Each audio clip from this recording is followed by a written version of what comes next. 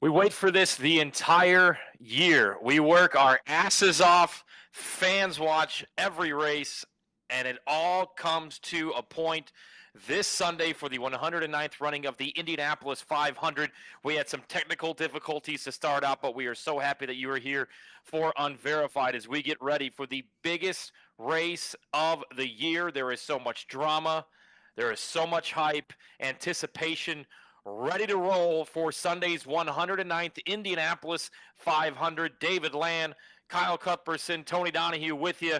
What a weekend we had at the Indianapolis Motor Speedway. I mean, I think this fails to even bring it justice, but absolutely unbelievable, unpredictable drama that we saw throughout the weekend. So much to dive into. To all of our fans, to Kyle and David, welcome to race week for the Indianapolis 500. When you said failed, did it fail technical inspection, or I don't know. I mean, what a weekend, but like what a week.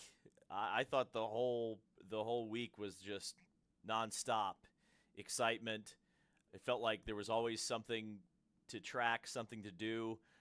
Now it's not all good, I guess. I mean, there are some negative things that we have to talk about, but on the whole, I just thought this was just a really fun week, and I can't wait to see what race day holds. Hello, Kyle. Yeah, Hello. Kyle, if you're still there, go ahead. Yeah, I mean, it was a very controversial weekend, but probably one of the most remarkable that I've seen at the Speedway in my time of being there. There's a lot of things to from this and still ongoing that we need to discuss. Yeah, and look, we've seen more crashes, I think, than what we have in recent years. It started, I think, Friday with Kiffin Simpson. The boost was turned up early in a run around noon on Friday. Kiffin gets off of turn number 4, which is a spot you don't really see a lot of crashes, especially ones where the car gets off the ground. And then obviously in qualifying, we see Colton Herta crash. We see Marcus Armstrong with an accident. We also, that was, I believe, Friday. It all runs together. I don't even know what day. It must be Tuesday because we're doing the show. Rasmussen was the first one. But I mean, the Scott McLaughlin, the Team Penske issues, that is where we have to start. And unfortunately, it's kind of overshadowed the rookie pole winner and Robert Schwartzman, which nobody predicted was going to happen. In fact, most of us, including myself, thought that he was definitely a candidate to be bumped out of the show and to go home. They got a new sponsor coming. We'll talk about that as well when we get into the Dude Bro sources. But David, just your initial reaction when you started to learn on Sunday that Team Penske, the 12 and the 2, obviously the 3 car was wrecked inside of their garage, but the 2 and the 12 cars of Joseph Newgarden and Will Power pulled out of tech line for that Fast 12. Your initial reaction when you started hearing kind of the news spread throughout the garage and throughout the paddock of, they failed tech and they could be in big trouble. Well, I heard it first over the PA, where I'm surprised they got that information so quickly. But it was like I was standing in the pit lane, and I think it was Alan Bestwick was like, the Team Penske cars have failed technical inspection, and they're going back to the garage. And at the time, maybe I just don't have a brain for politics, but I was sitting there going, "Oh wow, that's exciting! I guess the Penskes are going to start in row 4. Wow, what a story! What a story indeed!" We realized really quick, that there were a lot of unhappy puppies on the pit lane and in the garage area, and it very quickly became a who can we see talking to who and about what? that was kind of what it became, and as time has gone on, I know I've heard a lot of things. I've heard a lot of conversations that I wasn't even a part of, but boy, oh boy, have I heard them like I was a part of them. And it's a little bit worrisome because I think a lot of people don't realize, I think a lot of people look at this not from the inside baseball perspective, where we have looked, if you just talk about this on the surface level. This is a modification to the attenuator of the race car. Potentially has very little to no effect on the speed of the race car. The probably the most egregious thing about it is that it is a controlled spec part, and it's also a spec dash structure for the rear of the car. So there's like a double element there of this being a little bit, it being worthy of scrutiny, which is you have a safety part and you have a part that's explicitly mentioned in the rules that you can't modify. Where this begins to get murky, and where I think a lot of people maybe get lost if you're more casual or, you aren't in the paddock and you don't talk to people, is that this is the second offense for Team Penske within just over a year. And this is something that has, because it has happened at the Indianapolis 500, if this had happened at Laguna Seca, it would be a scandal, but it wouldn't be this. The problem is, and then you go back in time, and there's all this forensics that everyone's doing now with looking at photos. How long have the attenuators looked like this? How long have the Penske cars been running this way? Of course, Penske swept the front row last year in the Indy 500, dominated the race, won it. There's a lot of questions about all of those things. And sure, this is a small thing, but it has very large implications. Well, and there is so much to this, like you mentioned. Okay, what happened over the last 15 months? This is kind of strike number 2. Oh, by the way, if you want evidence that they had been doing this, Joseph Newgarden's car that he won last year's Indianapolis 500 win is sitting in the museum. We've seen it many times. I know Marshall went over and did a video where it's seen there. I started receiving texts from people showing me this on other cars that were Hondas. And I mentioned this in my recap video. I think everybody stretches the rule book. I think everybody does, whether you want to call that cheating or stretching the rule book or laying down a bunt when it's a perfect game going on, however you want to look at it. I think everybody does it. And now there is, he said, she said, look at what they're doing, look at what we're doing. And it seemed that somebody from Ganassi, I've heard rumors, I have not 100% been confirmed, that Chip went to race control and said something. Obviously, there's that picture of Joseph kind of looking at his car and Pelot's kind of looking in the background like, oh, what are they doing?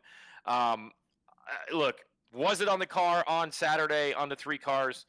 I guess we'll never know. It's hard for me to believe that it wouldn't have been. It's hard for me to really believe that, was it on McLaughlin's car during the wreck? Supposedly it wasn't. Is this something that they did before they went to Tech? Is this something that they did when they rolled out of Tech? Tech seemed to be rushed. I think we heard that, Tech inspection was rushed, which is crazy because it takes 25, 30 minutes for the full process when you get fueled and then you go into Tech. I don't understand how that was so rushed. You have all the time in that afternoon between practice and then going back out there for your qualification run. I'm not sure about that. I think if you remember the schedule, it's been more Sunday was more compressed than it has been in the past. Correct? Am I remembering this correctly? That I don't remember going from the fast 12 to the bottom 4 to the fast 6 as quickly as we did on Sunday. Am I wrong with that? I always felt there were bigger gaps between those 3 sessions in the past than there were. I think you're wrong. Am I wrong? I think it was the exact same way as it was in 2024. With that being said, let's get to the part where we hear from Doug Bowles. And the 3 of us were standing there at the Indianapolis Motor Speedway late on Sunday night discussing, okay, if it's clear as it seems to be that Penske has cheated or has taken the attenuator and done something to it in a spec car, done something to it that you are not supposed to. There are parts, as we know, on this race car that you can modify within a limit, within a rule book. The attenuator, which It kind of helps with the G-forces when a car turns, helps with the back of the car. It's a safety piece. Let's just call it that. Then a lot of these things happen, and we don't hear about penalties until Detroit. Oh, 10-spot grid penalty at Detroit, $1,000 or $15,000 fine, whatever it is. But I think all three of us agreed that you have to do something now. This is the Indianapolis 500, and penalizing somebody in Detroit is not going to make anybody not want to cheat or push the rule book anymore next year or 2 years from now or 10 years from now. We have to give Doug Bowl some credit. It's poor guy hasn't slept, as we know. But I think moving them to the back, and there was people inside the paddock, there was fans that think that Penske should not be allowed to even race in the Indianapolis 500. I don't think that that was ever going to happen. Moving them to the back of the field, fines, pit box removed, got to go to the end of the pit road. Then obviously the strategist being thrown out now for the second straight year. I thought the sanctions of what happened and keeping the integrity of the Indianapolis 500, I do have to commend IndyCar and Doug Bowles for what they did. Now, were there mistakes along the way? Were there mistakes with, tech that they need to look into? Yes. How long did they get away with? How long did Penske get away with this? It's still maybe yet to find out if we ever do. But your guys' thoughts on the sanctioning body coming down on Penske pretty damn hard. I'm glad they did it. Well, let me start because I haven't talked much. Someone in the chat pointed this out earlier, and Bozy Taterovic, sorry if I can never pronounce his last name, but put out a great article today, talking with people who I'd imagine from all the info we got were on the Penske team, but people who wanted to remain anonymous, who couldn't, say who they were. But the info that he gathered was very good and explained a lot about the attenuator. And I think the big thing, like you said, Tony, we'll never know how long they did this, but we kind of do, because the reason they did this was because these attenuators were being pulled in and out throughout the 2023 season. This is a brand new attenuator on the rear of the car used to make it safer. And obviously with the hybrid coming in, and they added a bigger rain light. There were a few updates that Dallara did with this, and basically mentioned that Penske got this part and didn't like the edges, and kind of, let's say, just made it a bit smoother and added some things that they still shouldn't have done, but almost went to say that it was more of an aesthetic thing, right? But either way, we really know that we haven't really seen this since 2024, because in 2023, the week of the race, they changed to the old attenuators. So the 2023 race really doesn't matter, right? But that was a great article. I thought that was really insightful, especially when you look at the Dallara bulletins that were going out around the last 2 years. To what Penske did, it's within the rule. It was definitely the right thing to keep the integrity of the Indianapolis 500, to go probably beyond what you normally would, given that it was Team Penske. But then that's obviously where you get into the conversation of finally separating church and state, right? And how do you do that in a right manner? I think is probably the next step. But also, I told this to David on Sunday. I think the rule should have always been, if you fail tech for the fast 12, you just get booted to the rear. I don't think you should be able to fail tech on Sunday and still start 11th and 12th. Like, I think that's unfair. I think you should just go to the rear of the field. I mean, maybe not go to the last row shootout, but don't just, I think that's probably a little too nice. Start 11th and 12th and failing tech. Yeah, the precedent's David been was set now. I mean, that's what I think. That's probably what they should change the rule to. Just make it black and white. I think you're right, Kyle and Tony, that I believe that IndyCar did ultimately do the right thing by kind of over penalizing Penske. I think you almost have to do it because otherwise there's always going to be the question marks of scrutiny and what they did or didn't do. The footage exists, by the way, of Joseph Newgarden's car failing tech. You can see almost exactly the scene as was described by Doug Bowles in the press conference of Rocket, Kevin Blanche, the the technical director or the of IndyCar walking up to the Penske car of Joseph Newgarden, looking at the rear of it, and then telling the car chief, "Hey, you need to call the 12 team because there's a problem here." And so that footage exists. We can see that. We can see that happened the way that it has been described.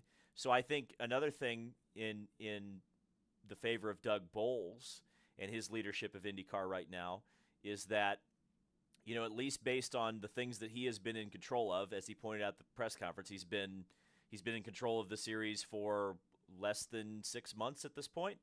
He's handled this, I think, pretty well. I mean, all things considered. I think we would all like to see more scrutiny and more due diligence, especially towards the Penske team. I think Kyle was talking about the separation of church and state. Marshall Pruitt brought that up. Marshall wrote an article where Honda brought that up, right? And I don't think that's the worst thing in the world. I don't know how you get to a point where you have an independent sanctioning body or who would be able to step into that role. I mean, I almost want to make the joke that why don't we have USAC step in and start sanctioning the Indy 500 again? But I don't know how you would create – the problem I have with this suggestion is not that I don't think it's it's not that I think it's a bad idea. I'm just curious about how it would be executed and how you would be able to have an independent governing body that could govern IndyCar races that's not just made up of the exact same people who are in the same roles right now, right? Am I nuts for saying that? No. Well, and I think there's a push for that. I think that, maybe a driver's council could be a part of that. There are people out there, I don't know exactly who they are, that probably could fit that role. But again, you look at, it was the second time they've been caught, and Doug kept mentioning integrity. And it's one of those things where somebody has to be, what do you want to call it? A referee to say, okay, because we know Penske and we know they like to hire yes men, which is totally fine. But you have to have somebody that's like just totally not affiliated, somebody who's totally, just I don't know if an outside party, an outside hire, because you do have to have some knowledge of the sport and of racing in general. But there has to be somebody out there that could come in, whether it's a full sanctioning body of multiple people or one person to kind of separate church and state, as mentioned. Well, it sure does seem like Doug is operating in that role, right? Am I off base? Everything that he said. And again, we have to go off of what he said. We weren't in RP1 when all this was happening. Is that he said that Roger, I think he said specifically, Roger has no idea what's going on. Was that not the direct quote? So it was. So is Doug Bowles not operating IndyCar separately from Penske now? So I guess my question, and to your point, what it almost sounds like you're asking for here, Tony, is almost like a commissioner of IndyCar separate from Doug Bowles. And I just don't know who could fill that role. Michael Andretti? Like, is that but Michael, I think, kind of blackballed himself, so I don't think that would be necessarily Tony George. Like, who could fill that role who's independent? That's the thing that I can't come up with a name. And maybe that name exists out there somewhere, but there's not an obvious one right now who could be, because even the people I just mentioned are not independent. They have connections. How do you know they're going to call it straight down the middle? That's and I think the big thing, guys, to keep in mind too here is that right now, we kind of talk about this with like the chassis and the schedule. There is nothing we can do about the problem of sanctioning the series. This is a off-season thing. Now, does it need to happen? Yep. But there is nothing that is going to change between now and Nashville on that front.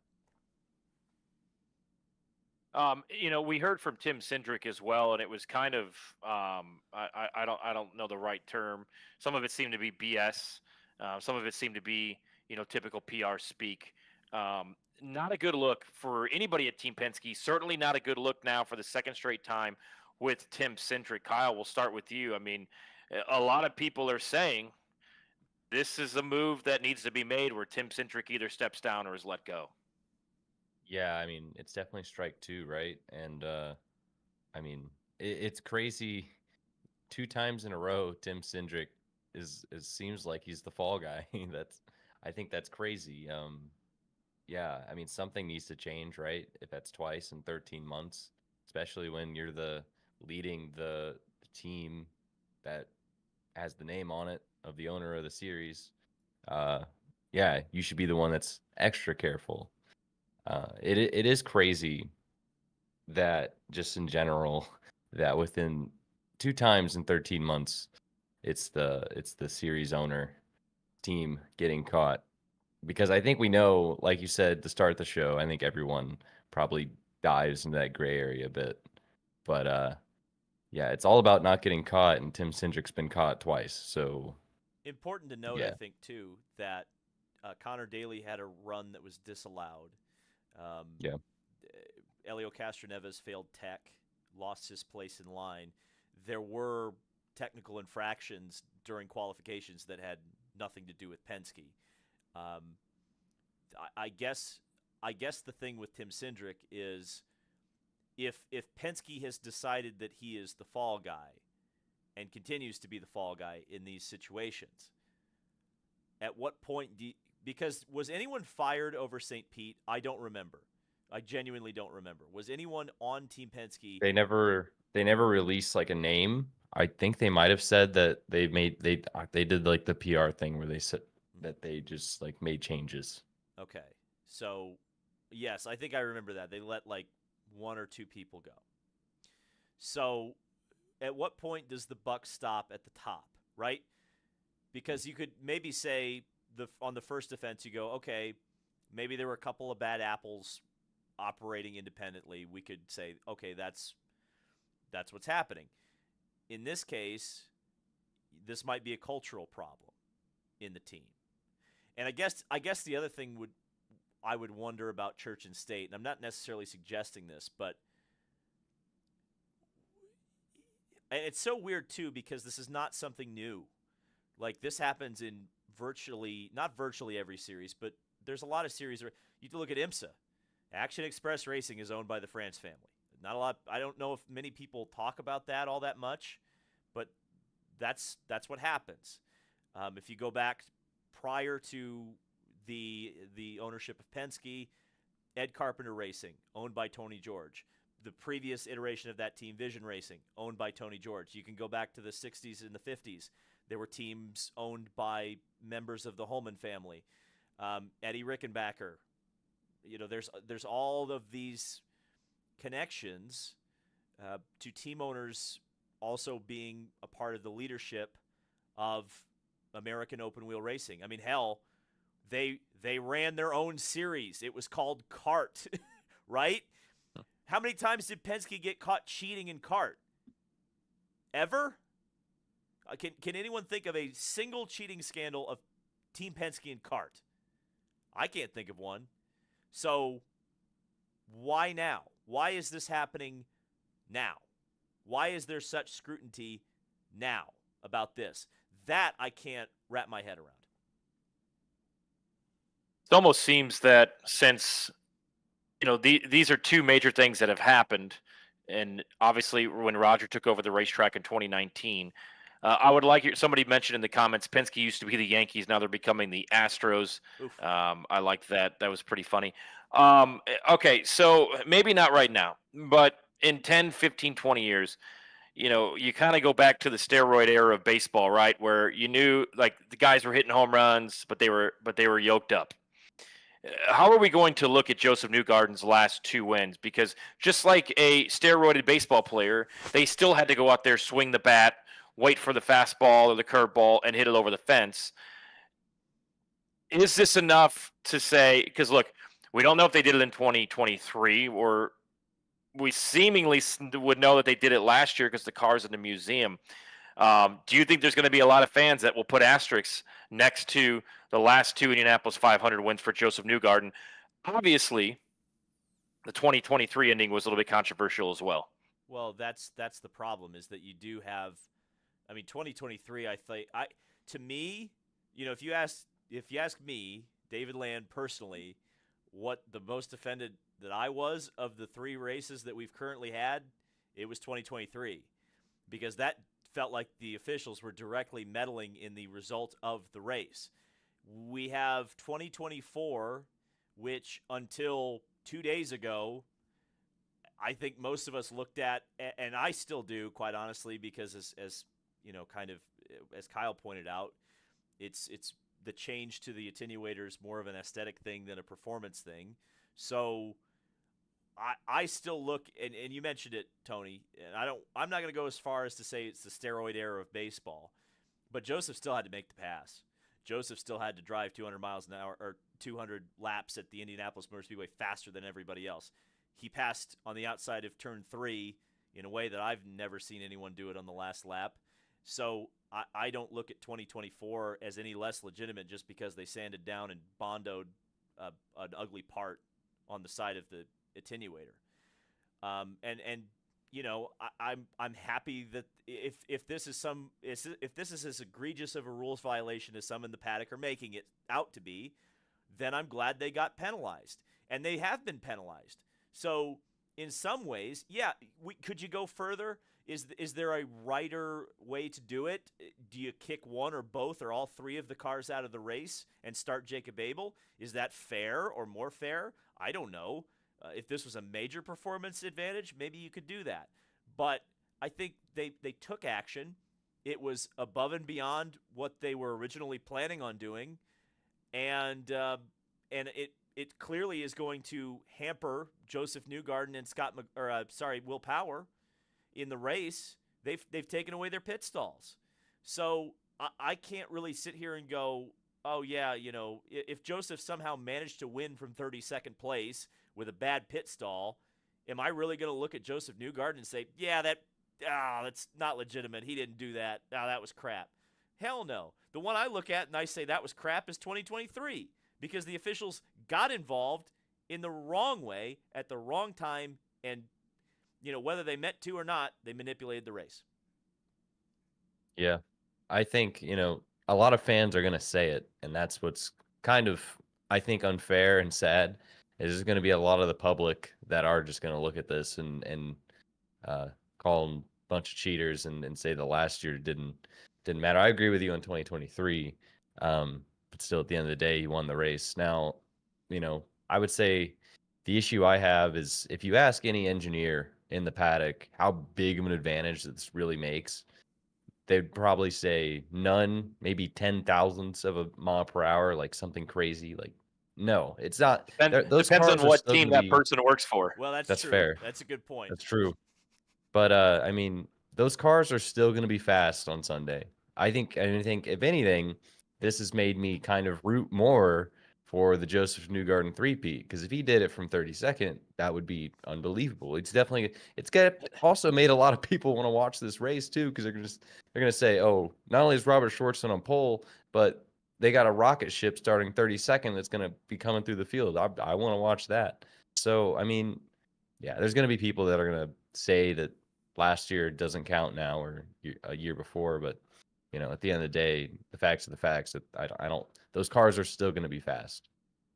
Yeah. Kyle, you mentioned this too, and I think you're right about the casual fan going into this weekend is going to look at at the starting field and say, oh, well, why are these cars at the back? Why are these, so and they're, oh, they cheated, or oh, they didn't pass tech, and they're going to move on with their lives. Look, if we're going to have Joseph going for a three-peat, and I get it with speeds, I understand this, but why not just have him start 33rd? Is it a better story if he wins his third from 33rd? I mean, hell, David loved the Randy Bernard thing back in 2011, so let's get a sponsor in here and get him $3 million extra if he wins the race from 33rd. There's no difference between starting 32nd and 33rd. They should have started Joseph 33rd, and it'd be a way better story story if he were to come back and win the 500, although I don't think he is going to win this weekend. That would be manipulation, Tony. That's exactly what I was just arguing about in 2023. The reason they were arranged on the grid in the way that they are is that Joseph qualified for the race faster than Will Power. I know. I literally just said that. Did I not just say that? Well, no, but you're making Like, some it's an cockamamie argument about starting Joseph 33rd. Like, I just no. It's fine. It's what they did is fine. It's okay. We're all going to be okay. We're all going to go to Detroit. We're all going to eat at Green Dot Stables together. We're going to be all one big happy family when we get to Detroit. Right, Paddock? Right? I'm counting on you guys. No, they're not. Nope. No. David, I don't know if you can. A lot of people are mentioning if you could turn up your volume a little bit. Okay, right. Tying a bow on that, there were other storylines. The Indianapolis 500 is sold out. Robert Schwartzman, rookie pole sitter. Pato Award on the outside of row number 1, and in the middle is Takuma Sato going for his 3rd Indianapolis 500. Let's talk about, first and foremost, the pole-winning run, the pole-winning effort, having to go out 3 times, and Robert Schwartzman, the rookie, despite what anybody says, Polo kind of dropped off a little bit. Felix kind of dropped off in his run later in the day. Robert Schwartzman, 2 Chevys on the front row, 1 Honda in between them. David, we'll start with you. How impressed were you by the rookie Prema, knowing that all we have seen from this team so far this year in their first go-round in IndyCar, it's just been up and down roller coaster, not being able to get out because of a communications issue, not being able to get out and get enough practice time. There's been a lot of things jumbled for this team, but at the end of the day, they put it on pole for the Indianapolis 500. I think I've been pretty consistent this year. I've been pretty impressed with Robert Schwartzman. The fact that he's just really not had all that much time on the racetrack, and then it seems like he's always up 10 spots. He starts last and he finishes like 17th, and I don't think any of us expected this going in. I feel like we had this discussion on one of our earlier shows where we talked about what Prema would do in the Indy 500. And yes, Tony, you did say one of them would go home. And I always said it seems like to me, at least in qualifying, the cars with the bow ties on them have been just a little bit stronger in qualifying, or at least that's the engine you want if you are an Indy only program and trying to make sure that you get into the field. So I always thought that he was going to make it. I did not expect at all that he was going to be a pole sitter, a pole contender, a Fast Six, whatever you want to call it, especially after Tuesday when the Prema team did a total, I think, of 18 laps or something. I mean, it was ridiculous. And I sat there and I said this line. I'm really proud of it. You don't go to the show up at the Indy 500 with a gun that's not loaded. Otherwise, you get shot. Well, as it turns out, Robert Schwartzman just gunned them all down. And I think they've just really approached Robert Schwartzman very, very well to do exactly what they've done, which is they did not focus, which is kind of a departure from what a lot of the teams seem to do now, which is most of the days they were working on quali sims. They did not have the Premas out in traffic. They were getting him comfortable running loose, and it worked out. He got into the Fast 12 on the first day, was really already in the Fast 6, and then the next day, which I thought was really, really smart of them, and Scott McLaughlin is the greatest example of this of all time. They didn't go out for the warm-up. They just said, look, we've got what we've got. We trust Robert. He's going to go out there and he's going to send it. And send it he did, and put it on the front row. Now, something Kyle brought up, and I'd like Kyle to kind of explain that or expand on this, is I think so much of the silliness that we saw in qualifications, all of the cars that were contenders hitting the wall. You think about Armstrong, you think about Herta, you think about the disqualifications of Newgarden and Power, you think about McLaughlin hitting the. So all of these different cars that could have been in the Fast 12 that could have challenged Robert Schwartzman were not there. And so you kind of had a perfect storm to create the front row that we have. Yeah, I don't know what point you wanted me to expand on, what good point I made there, but just expand on it. Yeah, I mean, Takuma Sato being in the middle of row 1 is pretty crazy considering that car was built a week ago. And and Pato last year. He's talked about it. I noticed it. I've had to point out to so many people this month. I feel like that Pato did not have a race-winning car last year, uh, and he wheeled it to second. So seeing that he's on the front row is insane. But I was gung ho, had my prediction that McLaughlin was going to be the pole sitter, and I think he still would have if they would have not, if he would have not crashed, and then if the whole the thing wouldn't have happened. But like that car, you look at it on Saturday having a 233 average and it's starting 10th. I feel pretty good about McLaughlin, seeing that the backup car was a speedway car. Um, yeah, the point that I thought you were gonna wheel me into here, David, was that the backup car should start in the back. But Oh, well, we can let's still talk please about that. let's have that discussion, Kyle. Would you like me to lead off, or would you like to lead off on this?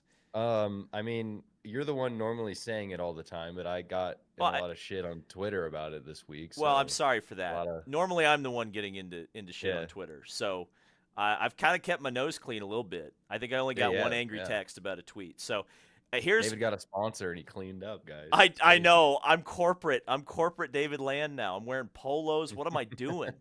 What am I doing? But okay, so I'll explain how things used to work, and then Kyle, you can kind of explain Yeah. the why of why we, you and I kind of think. And I think Tony will probably have an alternate opinion. We'll see. So the way Indianapolis 500 qualifying used to work is that the car qualified, not the driver, which is to say, when we got the entry list, you had drivers assigned to cars, and every car that was on the grounds was on the entry list. So you could have, let's say, 1985 Indy 500, just for example, or 1995 Indy 500. You would see the entry list, and there would be a 17, which would be Danny Sullivan, and then it would be 17T, and it might say Danny Sullivan. It might say TBA, which meant to be announced, which meant that car was available to use for anybody. Well, really, any car was available to anybody if they wanted to use them. In 2012, when the DW12 came in and the new engine regs came in, which were meant to, although they really didn't seem to contain costs, they were meant to contain costs. One of the provisions in those rules was that backup cars for any team could no longer have an engine. So the natural expansion of that rule, or extension of that rule, because backup cars essentially are no longer cars. In some ways, it's almost like the engine qualifies and not the car or the driver. But it really is classified right now as it is, as the driver qualifies, not the car. And the first example of us seeing this was Kurt Busch in 2014. When he crashed his primary car, they went to a Marco Andretti backup car. He got to keep his original starting position because that's where the driver qualified, not the car. In the past, Kurt Busch would have had to start at the back of the field. And in this particular case, we would have had Scott McLaughlin starting at the back. Now, some people might be confused and say, well, Colton Hurt is in the backup car. Marcus Armstrong's in the backup car. Why would they not be starting at the back? It's because they qualified with their backup car. But, of course, that's a moot point because the driver qualifies, not the car. So, Kyle, why do we sometimes kind of complain about this rule, and why does it complicate things sometimes unnecessarily? Yeah, I don't know, because I mentioned it after McLaughlin's crash because my brain just works in a way that like NASCAR's done it for so long. Every racing series I think out there sends backup cars to the rear, that when I realized he was in a backup car and I realized that he was still going to start within the top 12, I was just confused and I got mad. It's because I don't know, like I don't know why we like I don't know why it is such a thing, because I tweeted it and I had a lot of negative like people coming after me saying that was a terrible take, and I just think that's there's no other take.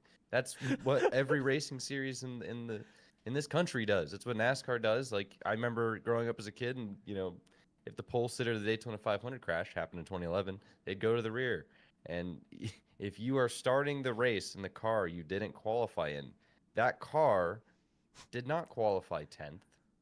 That car is brand new. Now, you still deserve to be in the race because things happen, We can give that away, but go to the rear because that car did not qualify within the top 12.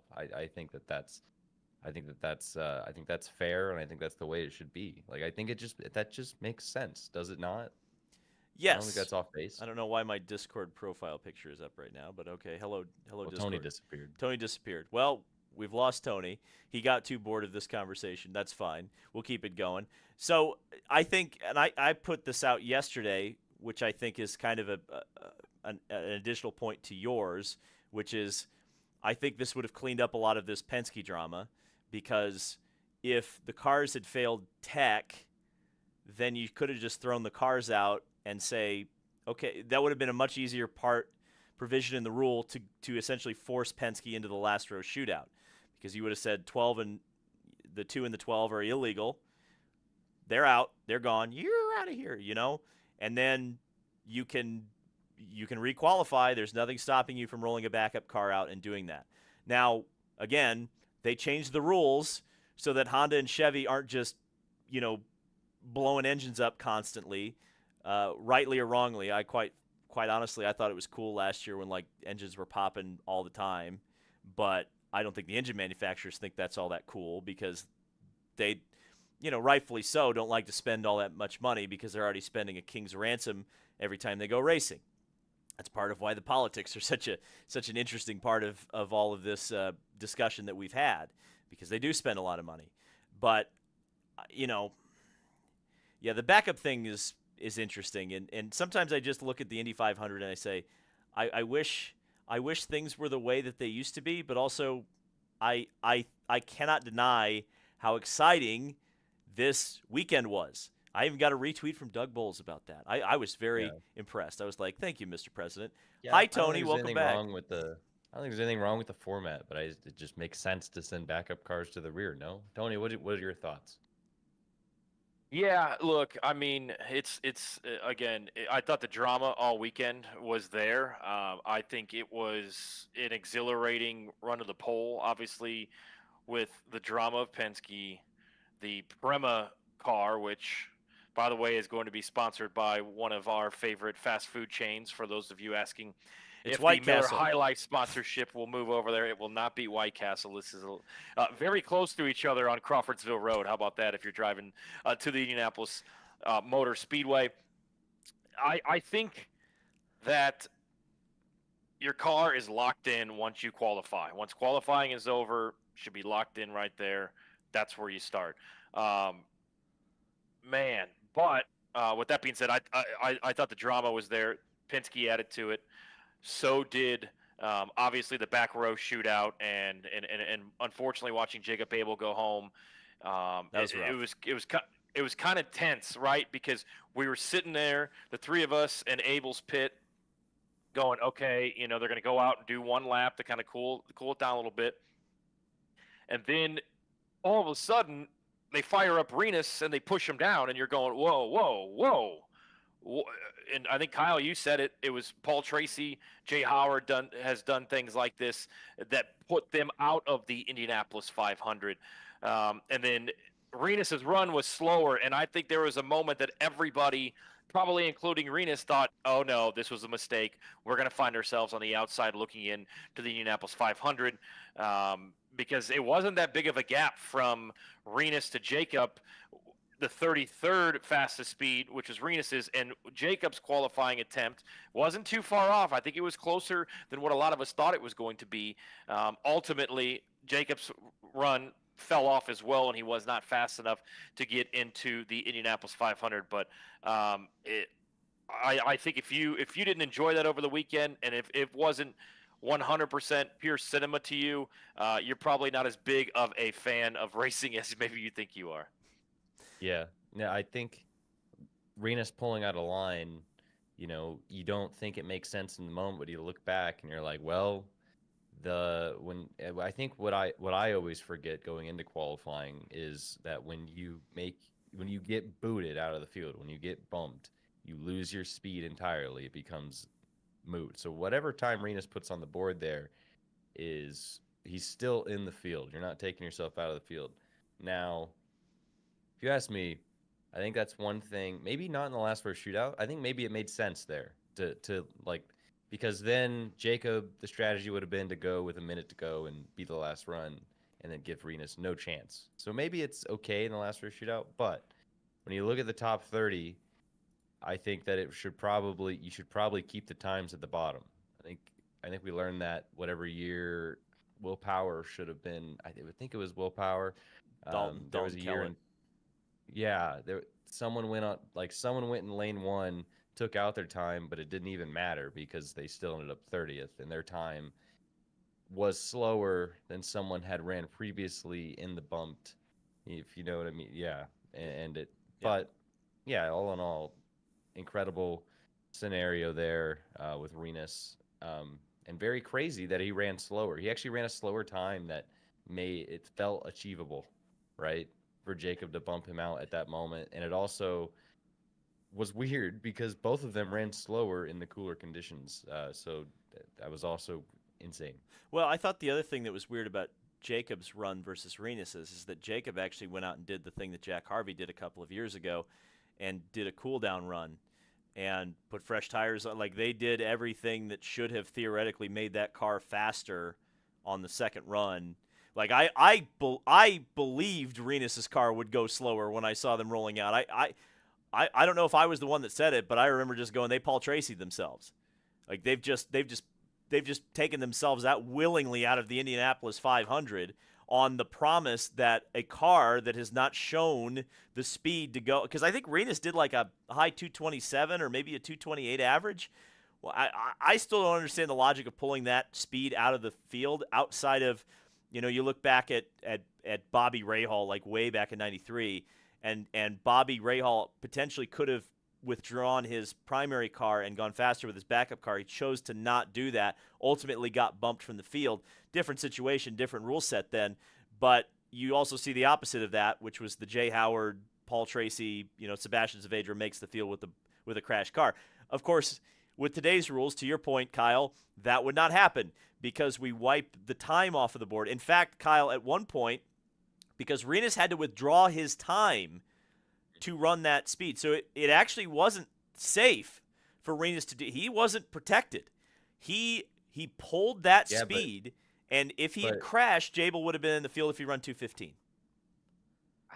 But I think I remember the way they scored it, Jabel, because Jabel didn't have a time either, right? So I think Renus was still in the field because I don't know, maybe it went back to previous times then, maybe? No. It when I looked at the pylon, there was only 32 numbers on it. Okay. So and I think you have to not the fast six, the bottom four, you have to pull your time if you're going to run again. You get one guaranteed shot, and then it's over. Yeah. So I mean, I guess the final thing we'll say about this, I'll just mention how classy Jacob Abel has been in this whole thing. He could really be like throwing the Molotov cocktail into the building, because in some ways I think there's an argument to be made that there's a legal car sitting on the sidelines and two cars that were found to be illegal in the race. There's an argument to be made there. There's all sorts of rumors about whether or not there was an attempt to try to get the field to 34 cars. I believe that was at least floated at some point, but the idea that Jacob Abel got on Fox yesterday and said, "Look, I don't want to be in the race if I didn't earn it," and I think he's been very classy about that. And I think Pato O'Ward said it best. You don't want to do the Indy 500 in a shit car. Yeah, back to Renus real quick. I think he mentioned that if you would have told him that he was going to be in the same row as two Penskes, he probably would have been happy. I thought maybe because he had mentioned afterward that the car was getting cooler, the conditions were getting cooler, that he thought he could go fast enough.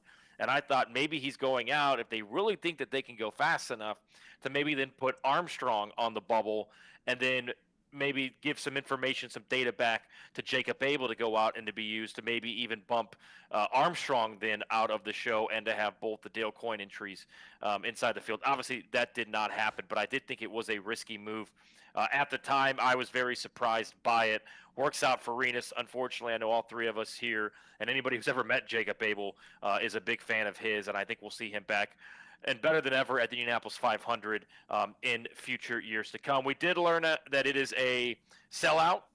It was very close. We kind of got word of it, and then it came yesterday afternoon just after about 2 o'clock, we learned that the Indianapolis 500 will indeed be sold out, which I thought was super cool.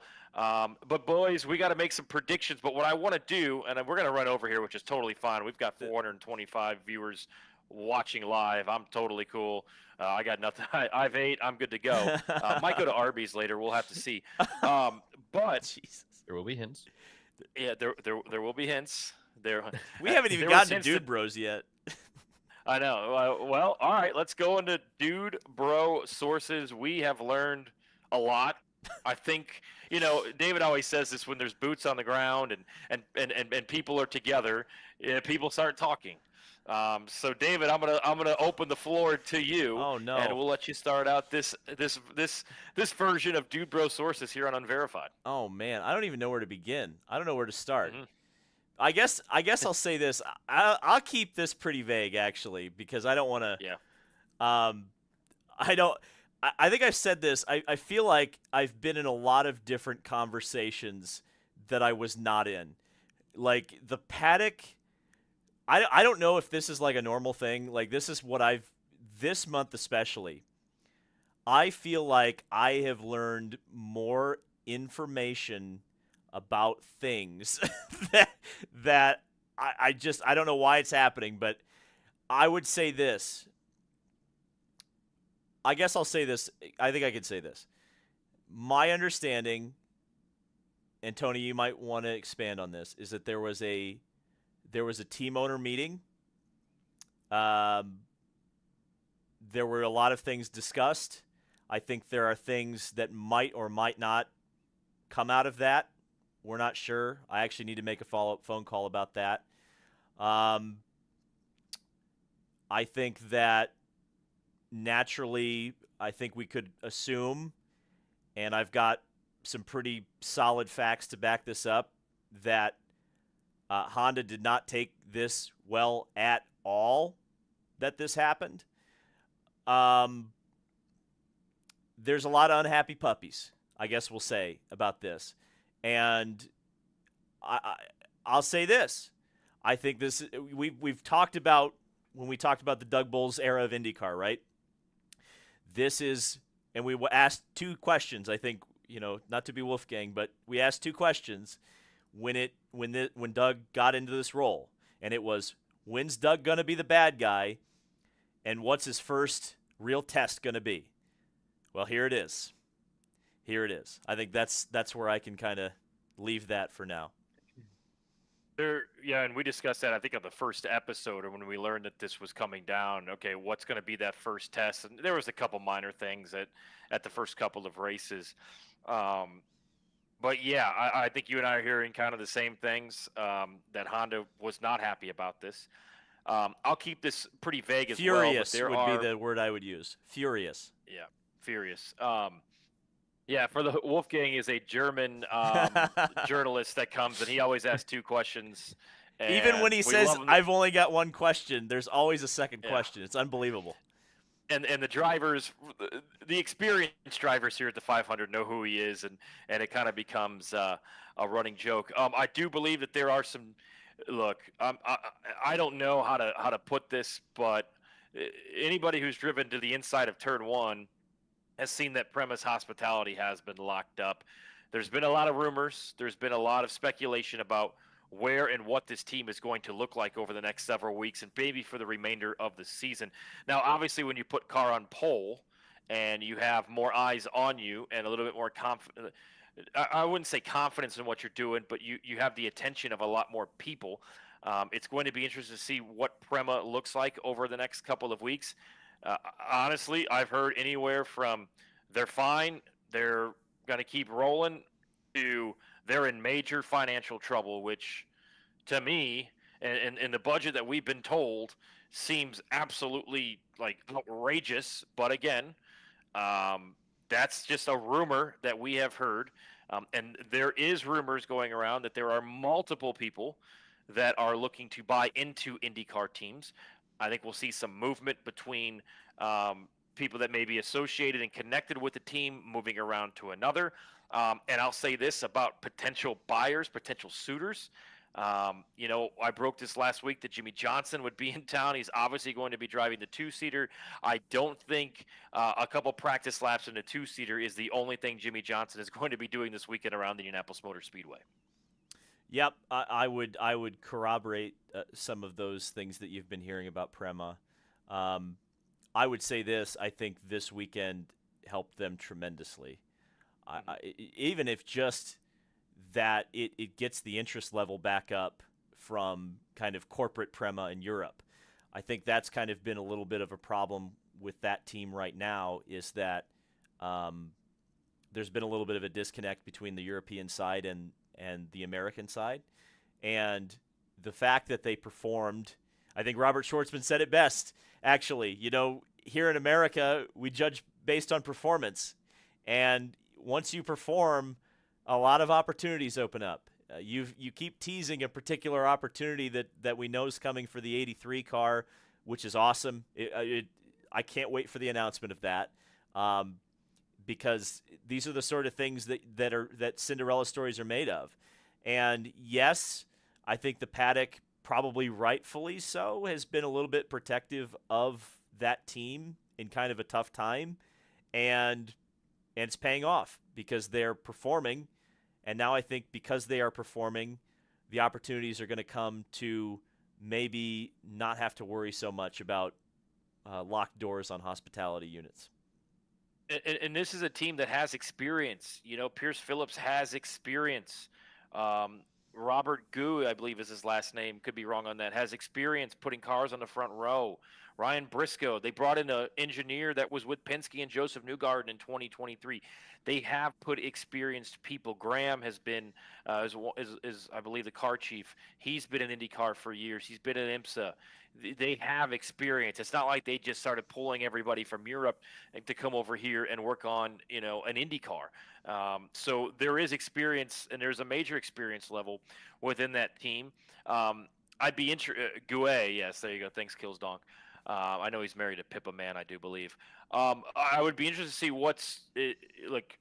So people are going to ask, why is Schwartzman on the front row and on the pole when Colin Milot's deep into the field? And somebody told me, I don't know if you're standing there too, but the steering wheel, the traces of how on edge and how Robert Schwartzman drives the race car is legit and is the real deal. And we've seen him have speed. I think it was thermal. He was ripping through the field. But it's interesting that he's first and Ilot's in the 20s. But I still think that Robert Schwartzman has his work cut out for him coming up on Sunday. As far as any other Dude Bro sources go, I know everybody's going to want to ask about Will Power. Haven't really heard too much. I asked him off the record, if he wanted me to ask that, and he said no, he can't really say much. So we'll start knowing more right around into July, August. If it goes that long, I think it means that there is a potential that he goes to another team. If it doesn't go that long and we hear about it in June, that means that he is more than likely going to re-sign with Team Penske. Hey, Kyle, do you have any Dude Bro sources? I got one. Uh-oh. I guess I'll mention since you put me on the spot. Oh, guys. All I'll say, I'll be very, very vague. I can only imagine what this is going to be. We talked about this. Okay. It's the one. It's from the Grand Prix. I'm getting the word from David here if he's going to say yes or no to be vague about this or not even say it at all. But so there was a person allegedly at the Grand Prix. Oh, I know what we this should is. have seen that none of us saw. So I put this in like the 5% to happening range right now because it's still so early. But all I'll say is there are rumors and discussions going on about the next double attempt allegedly happening in 2027. That's a thing. I wouldn't be surprised in the least bit if we see the person that we're supposed to see this weekend. Yes. Our eyes are still peeled. It is not over. So we'll see. That is correct. If we see that person, then we can. Where should we be looking? Ringing the alarms. NASCAR team owner. Yeah. Oh yeah. Yes, I have heard that too. I was going to bring that up actually and didn't. But I'll say this. there's going to be some movement, as mentioned, of people that are involved in a race team now that could be on the move. And kind of to your point, that person will more than likely be there this weekend.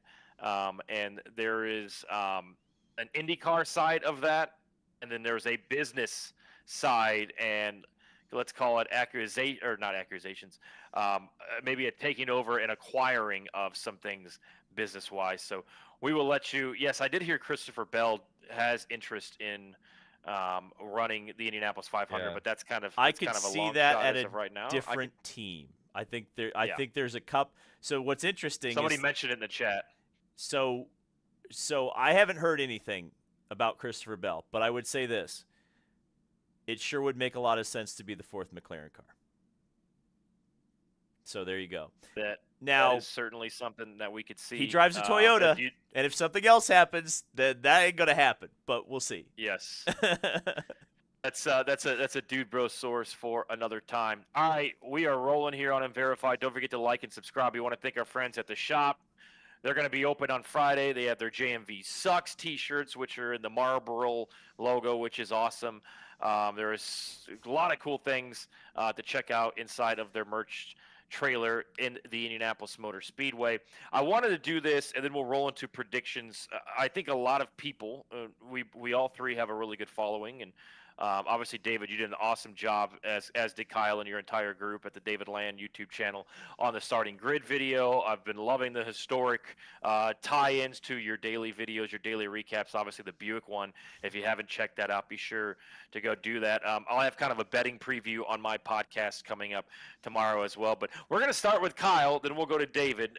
Give us, for those that maybe are new and checking this out for the first time because of the Indianapolis 500 and the huge push, obviously sold out grandstands. Fox, we hope, gets a good number of 6+ or more, 7 million people would be awesome. But let's get to know each other a little bit. Kyle, I'm going to give you the floor. Talk about how you really got into racing and your passion for IndyCar, where it stems from. And then I want to know where you were watching the Indianapolis 500 from on Sunday. All right. So my family has been involved in racing like since the 60s and the 70s in karting. My great grandmother's surname was actually Gurney. We're like loosely related to the Gurneys, like distant, like second cousins or whatever you would call it. So like racing has kind of always been a thing in my family. And I was kind of born into it and have been a racing fan my whole life. I grew up 20 minutes away from the Mid-Ohio Sports Car Course, so I've gone to every single IndyCar race since they came back in 2007, because there was a lull year in the mid-2000s, but I've been every year to that race since 2007, and I grew up a little bit on the NASCAR side, but obviously I go to the IndyCar race every year, so I was a big IndyCar fan growing up as well, and I raced go-karts, which was mostly road courses, so when David calls me a road course guy, I am. That's where I get it from. And around 2013, 2014, I just, started shifting to IndyCar because I didn't like the playoffs and like all the stupid crap NASCAR does. So kind of didn't focus my full attention to IndyCar. Went to my first Indy 500 in 2014 and just fell in love, as we all did on this show. Like it became my life from 2014 onwards. I went to that one race, that race, and said, I'm never missing this again ever in my life. It turned immediately first year to I'm never missing this race. I'll be watching in turn 3. I've watched all over the track throughout the years, but turn 3 has been my home since 2021. And this year, we actually got tickets different from you guys know Joe. He makes the renders. I usually sit with him. This year, shout out Joe. Will be my mom's first Indy 500, my sister's first Indy 500, and my best friend Caden is coming, and we're sitting with my girlfriend and her family as well. So it's going to be I'm going to be a little bit different than my normal, right? But it's going to be same turn, and getting to experience that with my people is going to be really, really cool. Oh boy, the David Land origin story again, huh? I feel like I've told this a few times, but I'll try to clean up some details. There's some things my mom watches everything that I do, And she will get mad when I get details wrong or just like slightly incorrect. So I'm gonna try to get this absolutely right this time. So my family wasn't like directly involved with racing, but they always were interested in the Indianapolis 500. So I mean, I remember my grandfather would tell me stories of him going to the racetrack with his friends for the 500, and like I guess he was born in the 30s, so it was like the 40s or 50s, and they would just be like the barnstorming guys who were like driving through bushes to get into the racetrack. As time went on, like various family members of mine would go to the either practice or qualifying or the race. It wasn't like a super. It was just something that you did. It was part of the calendar year. We had all sorts of different things, or my family had all sorts of different things that they did throughout the year, and the Indianapolis 500 was something that they would surround their year with. Particularly, it was my grandmother, who I never met. She died of breast cancer in 1990, and I was born in 93. But a lot of people tell me I'm exactly like my grandmother. And my grandmother fell in love with the 500. And, my grandfather and grandmother used to have a lake cottage on Coldwater Lake. And my mom hates this because my mom, there's a running joke in our family. We don't actually believe it, everybody. But there's a running joke because my mom's birthday is May 26th. So that's a tough birthday when your family really cares about the Indy 500. And my grandparents used to have a lake cottage. And so mom would always get really mad at grandma because she would be sitting by the lake with the radio broadcast going, and she would be scoring the race. Just sitting by the lake, like that, to me, like that's heaven. Like if I could do that, like I'd be set. So that makes sense when people tell me I'm like my grandmother. So my grandmother started buying our set of tickets in the North Vista, and actually it was K-Stand before, something like that. I believe they had gone to the race years, like I mentioned before, but they established the tickets in 1985. So ever since then, that has been a yearly staple of my life, my family's life. When I was very young, 96, 97, and 98, my dad was an ad executive or a marketing executive at a paint company called Tnemec. And he sold a sponsorship to PDM Racing with John Paul Jr. for the 96 and 97 IRL seasons. So that was where I was directly involved for a little while. My dad then moved on from that job. I think he got fired or was let go or something, and then became very briefly the team manager at a team called Emke Racing, which ran Tice Carlson for the first couple. He didn't make it to Indy, but he did it, I think, at Walt Disney World in Phoenix. Got let go from there, and then that was where my direct connection to racing severed. Now, as time went on, I didn't stop loving it. We still had a subscription, IndyCar Racing Magazine. I still had a bunch of tapes. I had all my diecast. I had my Micro Machines Indy 500 field set. I just became a student of the sport. In fact, I was a terrible student. I still had like a B average, but like I didn't study. I definitely didn't study for finals. What I was studying was the Indy 500 entry list. And so, to shorten the story up a little bit, as I grew older and all of a sudden, oh shit, I've got to get a real job. I went to college for a year. I ran out of money. My parents got divorced. We lost our house. It was a big mess, and I end up in my uncle's attic going, uh-oh, I'm in trouble. And I've always dreamed about racing, being a part of it, one way or the other. As a kid, you want to be a driver. Well, then there's no opportunities to do that. So what can you do? And this YouTube thing, I was like, people are making money doing this. Can I talk about racing? And that's a very shortened version of the YouTube origin, but it's ended up that now I'm sitting in the press conference with the Indy 500 pole sitter, and I'm the first question. So that's just where my life has led, and why I love this so much, I guess. Tony? Yeah, I mean, my dad and my grandfather have always gone to the 500. I think my dad's first was 80, and my grandfather's first was 71. So we've always had tickets in turn 3, which is where I've watched every 500 except for 1997. My first was 1994, so this will be my 32nd, I guess, if you count 2020. And we've always sat in turn 3, and we've always gone down. We'd go down for qualifying. We'd go down for practice. My dad ran a Chrysler Dodge dealership in my hometown, and Robin Miller happened to be driving the 87 LeBaron up to Milwaukee and had put like 5,000 miles on it already throughout the month of May driving around. And it broke down, and my dad was the mechanic that happened to fix it. And I knew that, like you, I just caught the bug. Absolutely loved the Indianapolis 500. Absolutely loved IndyCar. Was a big NASCAR fan growing up as well. And decided, well, okay, I love basketball and I love racing. Maybe I can cover both. Got my first gig writing for Thomas Schechter's website, thomasschechter.net, because he was one of my favorite drivers. And I was a junior in high school, and I was like, hey, I need to build my resume, and your website looks like it's pretty untouched.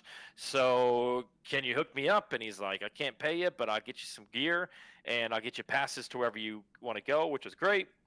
Because growing up in Northwest Indiana, Milwaukee was 2 hours away. Chicagoland was an hour away. Michigan was 2.5 hours away. Indianapolis was 2.5 hours away. And then got lucky out of college to get a job at what some folks would say WIBC, but it was 1070 The Fan. They started an ESPN station, which is still here, 107.5. So where you can listen to the race. And I know the blackout is lifted, but I think one of the best things or ways to take in the race, whether you're at the track or you're at home, is to listen to the radio broadcast call, because it's absolutely goosebumps lap after lap. They do an excellent job. Mark and Jake are good friends of mine. I know you guys know them. I know, David, you've made some appearances on IndyCar Radio. So just was able to cover it from there, and then decided, hey, I got a podcast. I like to talk. And, we met, and here we are on Unverified a couple years after that. So can't wait. My dad, my brother come in from Seattle on Thursday night, and a lot to talk about. So if you want to put in the chat what number 500 this will be for you, we would love to read those aloud. Again, my 32nd coming up. All right, we've got to make some predictions on the Indianapolis 500. Now, we can either pick the winner in a dark horse. We can each pick maybe 3 drivers that we think are a winner, could be a dark horse.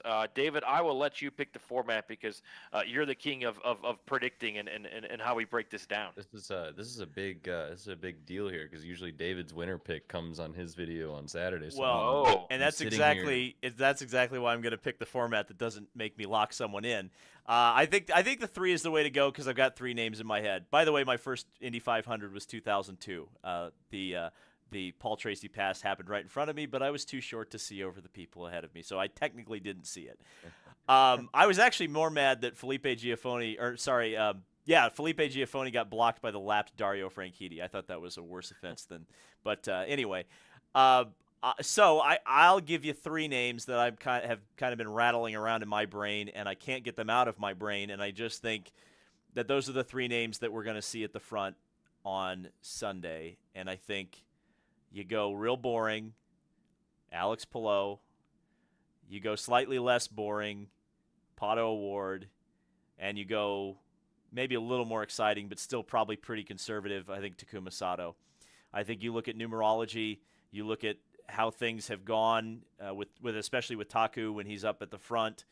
The 2020 race is a great example of this. In fact, this is almost exactly like the 2020 race was, where Sato kind of squeaked into at the time that was the Fast 9 format, squeaked into that, and then got on the front row the next day, was a contender all day in 2020, passed Scott Dixon. Scott Dixon kind of led him around, and then obviously the yellow flag came out at the end of the race, and Scott never got a shot at Sato. I still believe that Sato would have won that race if it had gone green. He had, I think, 2 lapped cars in between him and Dixon. I don't think anyone was going to catch him that day. But Sato definitely, I think there's a really strong argument, although no one has won from the middle of the front row since Juan Pablo Montoya in 2000, which I think is a hell of a stat that I saw someone bring up. I think Pato O'Ward. That'd be me, but you don't follow me on Twitter. Was that your stat? I do follow you on Twitter. I do. Listen, I'm not about stalking on Twitter. If I'm going to look at your profile, I'm going to follow you.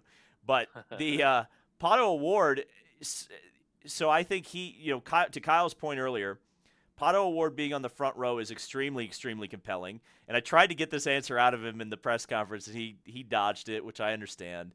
But the fact that he's on the front row and he had a terrible car last year and almost won the race says to me that Pato is going to be legit. Absolutely legit, without question. And I think if you say Alex Palou, I'd say has been the fastest car with a tow in race conditions with the race boost, and it hasn't even been close.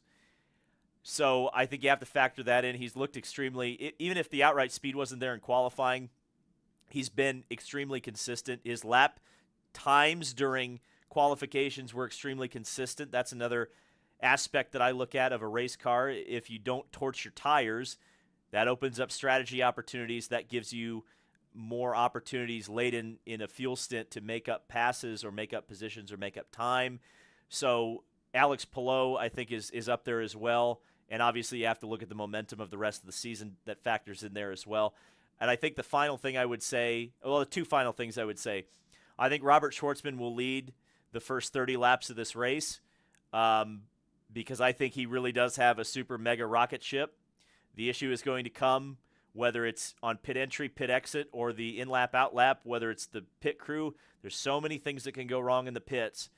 It doesn't matter if you have a super mega rocket ship. If you end up in the back of the pack and you've set your car up to run at the front, well, then you're going to be in trouble. I would be surprised to see him run at the front for very long, but I think he will run at the front early in the race. And the Team Penske question, I think Scott McLaughlin has a very good shot to win still. He's in a backup car that was Joseph Newgarden's. It was originally, actually, Scott told us at the golfing event right before that got shut down because breaking news happened, that the chassis that he is using was actually intended to be his 500 car this year. The team chose to stick with last year's car because it was so fast. So I think he'll be a contender, and I absolutely believe, and everyone's going to hate it, but if you don't think the 2 and the 12 are coming up from the back of the field, I've got a bridge to sell you because I think they're going to be there by the end of the race. Absolutely. I think Joseph Newgarden is going to come through the field. That car is a spaceship. I'm just going to bring up some names before Tony goes. I'm not going to predict a winner yet. I don't think I have that in me. But I just want to point out some names that I've been seeing that maybe we wouldn't talk about otherwise. Obviously, David brought up Taku, Pato, Palou. And I also think Dixon, second row. Those are probably your safe bets. But I really like Alexander Rossi on the outside of row 4. Nobody's mentioned him at all. I think his car has had speed, particularly in race running, as well as you look farther back, row 8, Elio Castroneves and Kyle Kirkwood. I think if they had qualified well, we would be talking about them as clear favorites to win this race because what we saw in the practice week in race trim, those cars look great. And obviously Elio, guy knows how to drive, right? And Kirkwood has been very, very strong the last 2 years, and honestly, at the end of the race, has kind of crept up out of nowhere on everybody on being a threat to win. So I think Kirkwood can still do it, honestly. I think he's probably going to be the guy late in the race that's running 5th that you're like, oh, wow, where did he come from? And he looks strong. Last name that nobody's talking about because his car was kind of terrible last week, Santino Ferrucci. We talk about that top 10 record that he has, and he actually qualified on row 5, outside of row 5. Like it's not the worst. It's not as bad. We were talking about him being a bump candidate going into Fast Friday, and here he is. So yeah, I don't have a winner picked in me yet. I have names in my head. Yeah, and honestly, Newgarden from the middle of the last row is honestly very compelling. It just seems like it is supposed to happen. Inevitable. Way, you know what I mean? Inevitable. Tony? Yeah, I mean, there were some great points there. I've seen a pissed off Scott Dixon throughout the last couple of weeks, and somebody who is ready to stop being asked the question, why have you led so many laps at this Indianapolis 500 and you haven't won? I would love to see Takuma Sato win. I don't know. Look, somebody and probably multiple people that are starting inside of the top 10 are going to have their day ruined on pit road. I think Schwartzman and Sato, that could happen to them. I don't know about a one-off pit stop effort with Sato. Now, I've heard, I have not confirmed, that they are going to move some people from the full-time pit stop teams of Ray Hall, the 15, the 30, and the 45, and possibly move them over to the 75. Felix Rosenquist is fast, but I know we all love Felix Rosenquist, but it seems that he usually fades from where he qualifies, especially when he qualifies up towards the front. David Malukas is an interesting one because I think he has the talent to do it. I'm not sure if he has the team around him to do it. Christian Lundgaard is a guy that has started in the back and has moved forward in his 3 previous Indianapolis 500 starts. I'm going to keep an eye on him. I'm going to keep an eye on Marcus Ericsson. Connor Daly has a great car. I feel like I'm mentioning everybody, right? But Alexander Rossi was a great point, Kyle. He's been quietly confident all month. It's a new team that he's with at Carpenter Racing. They have been in contention for the win before. Obviously, when Ed finished second a few years back to Will Power. And even the 2021 500, Ed was running up towards the top 5 after a terrible first pit stop, and I think he ended up ultimately running 5th that day. I think Pato, Dixon, and Palou are the obvious 3. I am interested to see what Christian Rasmussen can do. This is the guy that was making crazy moves last year during the race and has been making crazy moves this year. If he can keep that thing pointed in the right direction, I think Rasmussen can contend for a top 10, top 8, maybe be a dark horse. But more than likely, he's going to have to keep his nose clean. And the way we've seen him go the last couple of weeks at Indy hasn't been the best. Your guys' thoughts on Kyle Larson rolling off from the 19th position? I think Tony Kanaan starts that car. Whoa! God almighty. Well, I wasn't ready to get into the weather discussion yet, but I just wanted to throw that in there.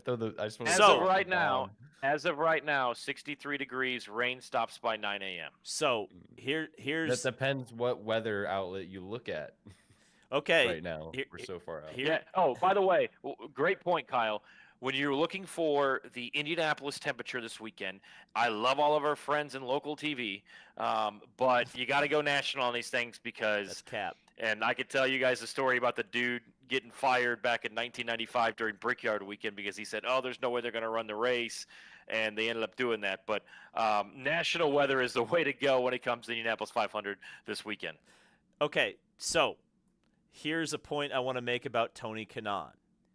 If Tony Kanaan starts from last, we have the best back row in the history of the Indy 500 with Tony Kanaan starting 33rd, Will Power starting 32nd, and Joseph Newgarden starting 31st.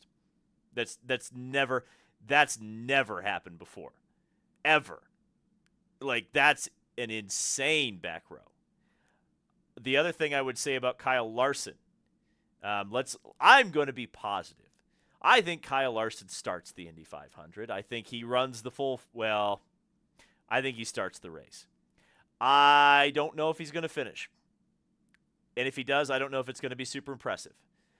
Outside of Pato, the McLarens have looked a little bit like they've lost a step this year. We'll see if Lundgaard can kind of figure it out. It looks like he has been figuring it out, by the way. So I think by the end of 500 miles, I don't necessarily think Lundgaard will win the race. Top 10 for sure. The other point I wanted to make, Tony, you brought a name up that I want to give a shout out to, and it's not just because he's driving a purple car or that he invited me on his podcast, but I think Connor Daly is a legitimate dark horse. I don't know if he's going to win, but I would not be surprised to see that car in the top 5 at the end of the day. I think I would bet money that he leads laps. Connor? Oh, yeah, he'll lead. Yeah. I'd bet money. There'll be some off strategy or something along those lines. We talk about dark horses, and there's different meanings to it. Are you picking a dark horse to win? Are we picking somebody that we feel like, is 5th and has a really good day? Because it seems to me, Joseph, Marcus, Elio, Sato. I mean, going into race week, were those guys really dark horses? I don't think so. But give me a guy, David and Kyle, that at the end of the day on Sunday or Monday, God forbid, hopefully it's Sunday. Ay. Don't say that. Yeah, hopefully it's Sunday. Give me a guy where we're going to look up and we're going to be like, damn, he was 8th? He was 6th? We didn't really hear from him much, but damn, did he have a good day. Louis Foster. Oh, that's a good one. Oh, that's a real good one.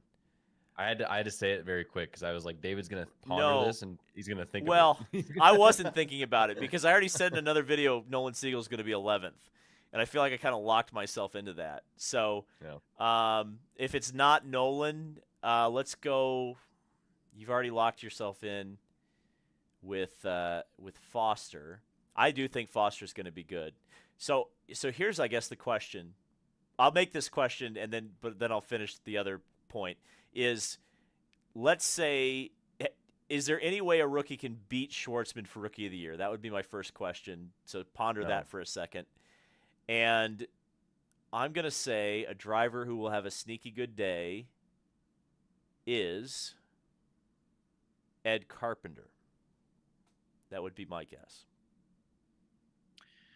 I'm going to go Jack Harvey. I think he's had a very good car in race trim. He was fast on Monday. That team, obviously, it's hard to win as a one-up, but they focus on this race, and all of their employees focus on this race. He has had some speed. Brian Reinbold has had some success finishing top 10, top 12 in the past at the Indianapolis 500. So I will go with Hollywood Jack Harvey. It's a great point about rookie. Right? Let's say Schwartzman were to crash out and, we'll use Kyle's guy. Louis Foster ends up 8th. Do we see a co-rookie of the year for the 2025 Indy 500? Well, that would be. Can they give me a ballot so I can vote on it? Please? That would be so. That would probably be the right pass thing out the to votes. Pass out the ballots, please. But so recently when we've gotten mad, right? When Ed Jones doesn't win Rookie of the Year, when Kyle Larson won the Rookie of the Year last year, and Rasmussen has the better finish. They've set the precedent now that it doesn't matter where you finish in the race. You got to look throughout the entire month. And the first rookie pole sitter since 1983 hasn't already locked that down. Unless another driver wins the race, you've killed the precedent you've already set. Ed Jones should be the Rookie of the Year then. And Christian Rasmussen should be Rookie of the Year because that would just be a bunch of horse crap. That would be so wrong. So that that's very compelling. I still live in La La Land sometimes. I'm like egalitarian, king here. But you're right, Kyle. And arguably Robert Schwartz. So the criteria seems to be with Rookie of the Year. It's what have you done for the race, and has Robert Schwartzman done incredible things for the race already? I would say yes. So I would say the only thing that would potentially ding him would be if he goes down into turn 1, Scott Sharps it, and takes 10 guys with him. That would be the only thing. Roberto Guerrero's, that would probably be the one thing. That would be like, oh, okay. So, David, you said that he's going to lead the first 30 laps of this race. That is absolutely Looney Tunes. I would agree. I mean, I said in my video that what I think really is going to happen. I think so. Here's the thing: if he can get to the first corner first, I think he's got a rocket ship, and I think he can stay in front. And I think people are afraid to pass him. But I think what's going to happen in turn 1 is Sato's going to take him. So is Pato, and then Pato's going to be leading going into turn 3, and Sato and Pato are going to do the little dance thing that we see all the time. But I think that's probably where it ends up. He's a rookie starting his first ever oval race next to two of the most aggressive drivers in the field. The odds are not with him to even lead the first lap, let alone 30. But it's not impossible. I don't think it's completely Looney Tunes. Like you said, I think he does have a good car out front, but the odds are not in his favor whatsoever. Sato and Pato are very aggressive, and they know a thing or two around here. You mentioned 92. Should we bring up the weather? Also the fact that we've got a car starting on the back row that potentially will be in the fight for the end. Maybe Pato's engine blows up after leading 192 of the 200 laps, and he gets all mad and huffy in turn 3, and Then he goes to Formula One with Cadillac. Wait a second, never mind. And then who's the world champion? Who will be the world champion? Will it be Verstappen? Verstappen will come over here and drive the McLaren in IndyCar, and it'll be like 1993 all over again. Sorry, Tony's getting pissed off because I'm writing fan fiction. Yeah, because when I do that, you get mad at me. Well, I think Sato, to Kyle's point, Sato and Pato are just too aggressive, and maybe they do let Schwartzman lead going into one and just kind of settle in. It seems to me that outside of the lane, outside of the row, is the preferred line going into one. I mean, I'll say this: I ran into Santino Ferrucci last night, and he told me he's excited to be starting on the outside of the row. So he's going to be somebody to watch for. We know how aggressive Santino Ferrucci can be. Obviously, he's not going to lead the first lap, but we might see a Thomas Schechter type start up top for the 14 Foyt Chevy. Tony, can I make a real quick point about Schwartzman and why I think here's the argument why he will lead. Remember what happened with Stingray Robb last year. When a driver is willing to just drive flat out and tow the entire rest of the field around so they can fuel save, they let him do it. I think that's what Robert Schwartzman's going to be on that first stint. And to that point,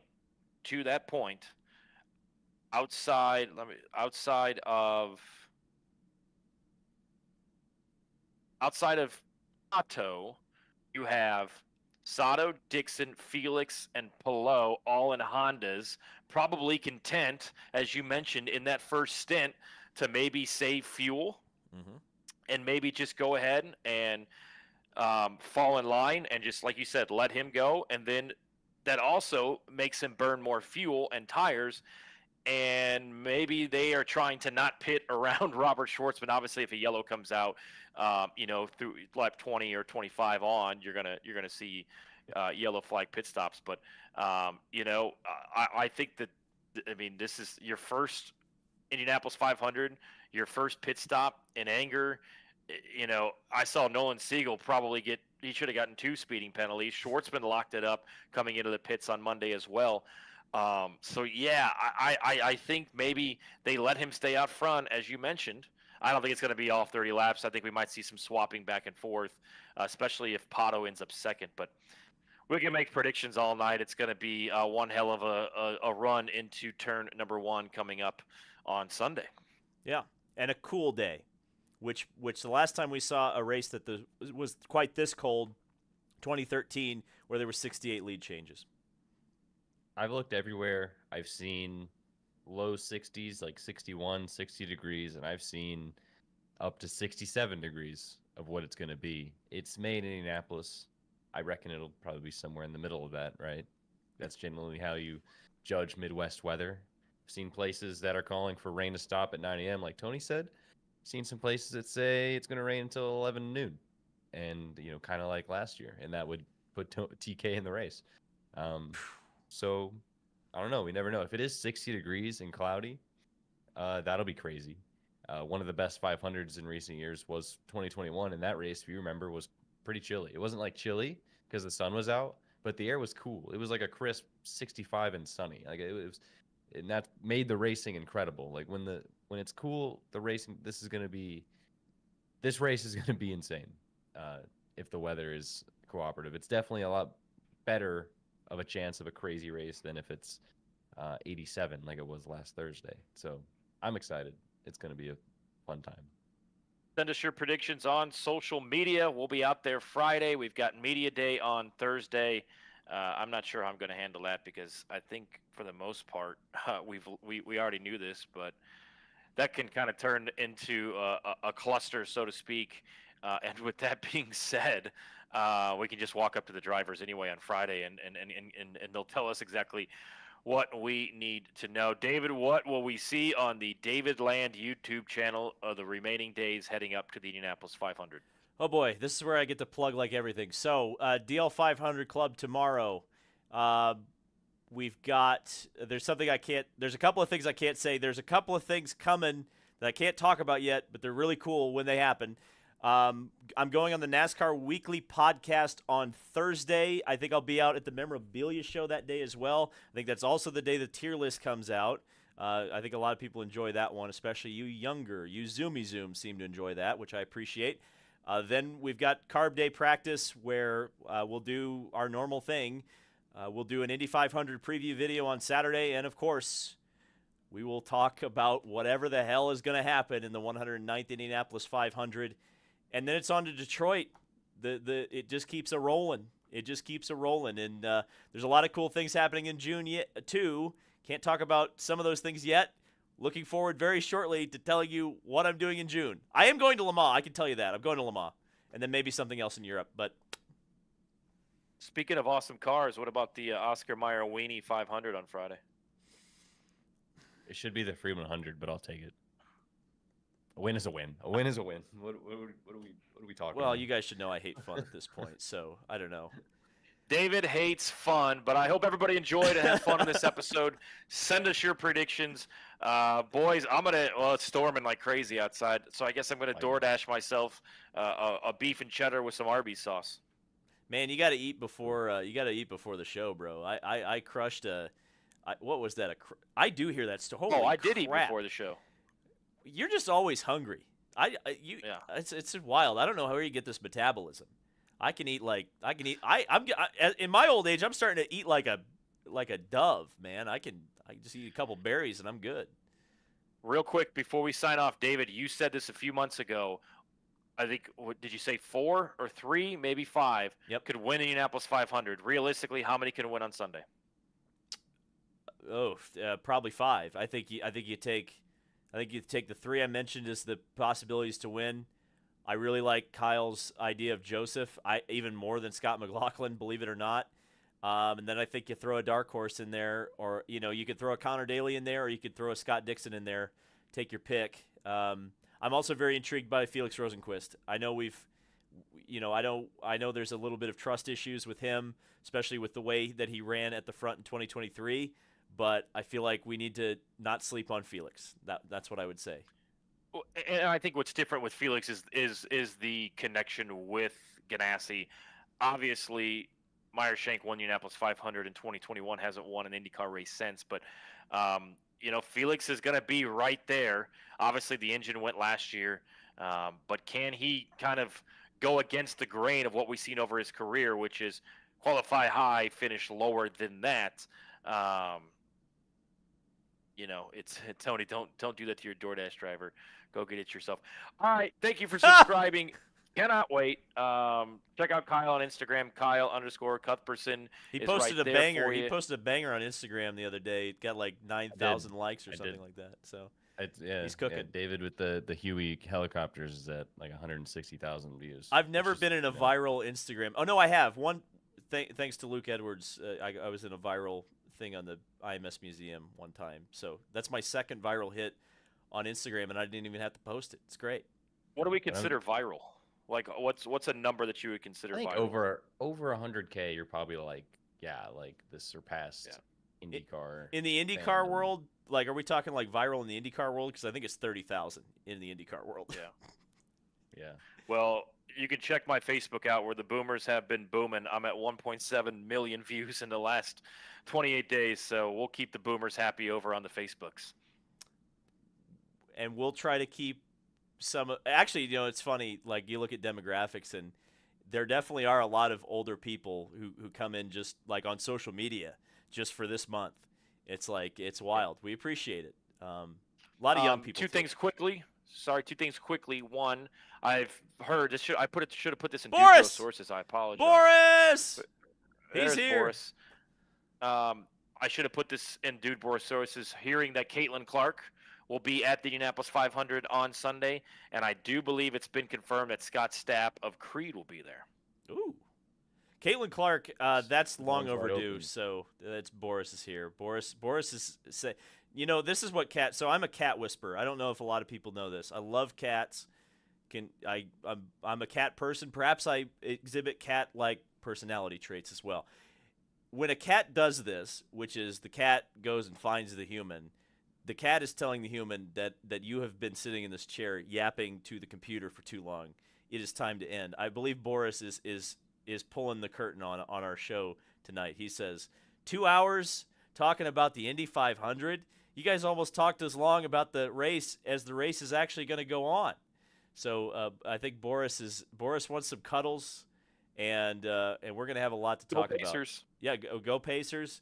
Michelob Ultra, by the way, Tony. I think we should tell people about where people are going to be able to find some Michelob Ultra and some cool opportunities to meet Marcus Ericsson. Yeah, check it out tomorrow. We'll be at the Kroger in Brownsburg from, I believe, 4 until 5, and then 6 until 7, downtown Speedway at Brozini's. There is Marcus Ericsson autograph cases of Michelob Ultra at the Big Red Liquors here in Speedway on Main Street. We're gonna be drinking a few of those over the next couple of days, and excited for Carb Day. Don't know. I know Griff's in here. I don't know if I'm spotting USF like I usually do for Jay Howard, because Leah McNeely mentioned today that he doesn't have a visa. So that was the car that I was going to be on. So maybe I could land somewhere else. If not, I'll certainly just be enjoying, relaxing, catching up with my dad and brother in town. And can't wait for it. If you see us out at the racetrack, please say hello. And tomorrow night I will be at Tappers at 7 o'clock for Indianapolis 500 trivia down in Fountain Square. If you're here locally in Indy, we'll have some great prizes for you as well. For everybody, thanks for listening. Enjoy your Indianapolis 500, and we are going to send somebody into immortality coming up on Sunday. This is what we all wait for. This is it. Enjoy it. All it's year. This week, all year. A year's waiting is about to come to an end. The 500